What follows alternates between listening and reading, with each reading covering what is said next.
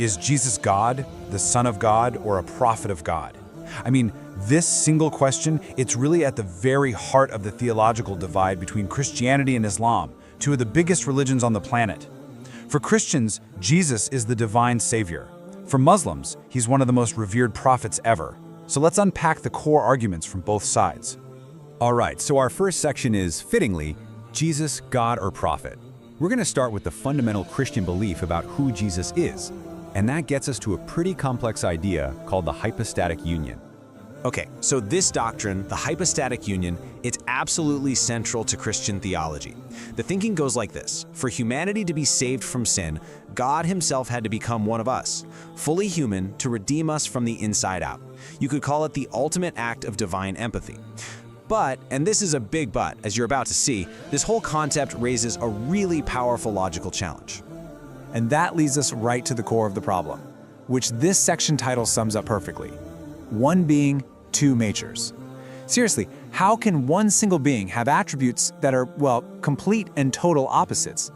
And this is where the Islamic perspective really hones in with a logical critique. Just look at this breakdown. The argument is simple. This is a flat-out contradiction. How can a single entity be both infinite and finite, all-powerful and weak, eternal and mortal at the exact same time in the exact same way?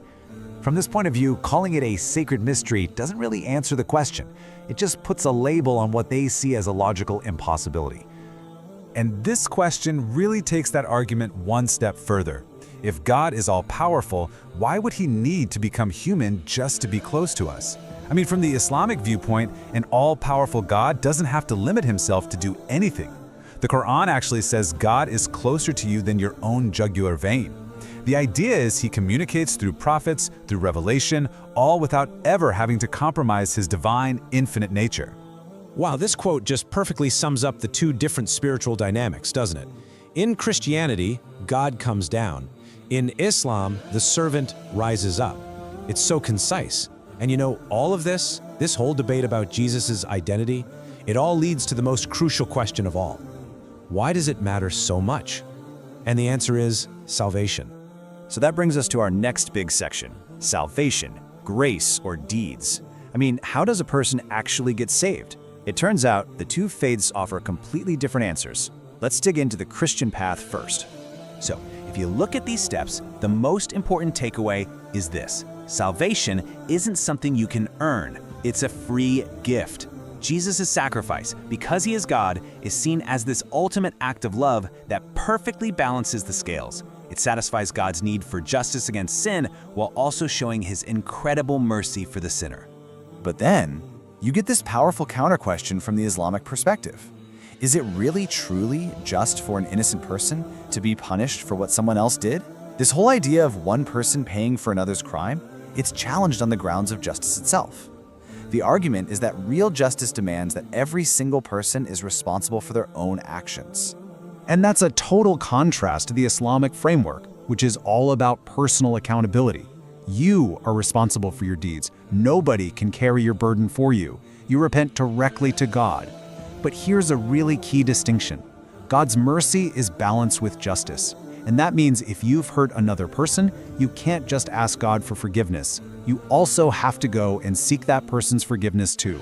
God's mercy doesn't just wipe away the harm you did to someone else. Okay, so the debate naturally shifts away from pure theology and gets right into the scriptures themselves. And that brings us to this section, Son of God, literal or metaphorical. What does that title actually mean? Was it supposed to be taken literally, or was it something else entirely? And this table just lays out the textual tug-of-war perfectly. You have both sides pointing to the words of Jesus right there in the Bible to prove their case. Christians will point to a verse like, "I and the Father are one," and say, look, even the people listening to him knew he was claiming to be God. That's why they tried to stone him. But then Muslims will point to verses where Jesus prays to God, or literally says, "The Father is greater than I," as crystal clear proof that he saw himself as a servant, a messenger, not God. Now, the Islamic perspective also brings in a historical argument. The idea is that the title Son of God wasn't originally meant to be literal at all. In a Jewish context, it was often a metaphor for a righteous person or a king. The argument goes that as Christianity moved out into the Greco-Roman world, a world filled with myths about gods like Zeus having half-god, half-human sons like Hercules, this metaphorical title started being taken literally. And all of this scriptural debate leads us to what is maybe the final battleground: Word of God, preserved or altered. The big question here is, can we actually trust that the words we're reading today are the same words that were originally revealed or spoken? So, on one hand, the Christian argument for preservation is pretty strong. You have thousands of ancient manuscripts, and the core message is remarkably consistent across them. On the other hand, the Islamic argument for alteration questions the very foundation. They point out that the four Gospels were written anonymously, decades after Jesus lived, with the names only added much later. And a huge chunk of the New Testament was written by Paul, a man who, by his own admission, never even met Jesus in person during his ministry. And this slide, showing the last words of Jesus, just crystallizes this whole debate. Are these contradictions? From a Christian point of view, no, not at all. They're seen as complementary snapshots of an incredibly profound moment. One highlights suffering, another trust, another triumph. But from a critical or Islamic perspective, these look like conflicting accounts of the most pivotal event in the story. And if you can't get the last words right, they argue, it undermines the whole claim of perfect textual preservation. This timeline adds yet another layer to the whole thing. It lays out the history, and it leads critics to ask a pretty pointed question. If Jesus' divinity was so obvious, so clear, the central message of his entire ministry, why did it take more than 300 years and a very heated debate at the Council of Nicaea for the Church to finally formally declare it as official doctrine? So, where does that leave us? After digging into all these arguments, we land in our final section: two faiths, one question. What we have are two completely coherent, incredibly powerful worldviews that are also completely mutually exclusive. And they're both built around the very same historical person. For Islam, the answer is crystal clear, and it's found in this powerful chapter from the Quran. It's a definitive statement of pure, uncompromising monotheism. God is one. He doesn't have children, and he wasn't born. There is nothing like him. And in this view, Jesus is honored, deeply, not as God's son, but as one of his most powerful and beloved messengers. So in the end, we're left with this question: what is true closeness to God? Is it a God who becomes human to literally share our pain, or is it a human who strives to rise up towards a perfect, unchanging God? The crucial point is that both faiths are seeking that closeness. They just see the path in profoundly different ways.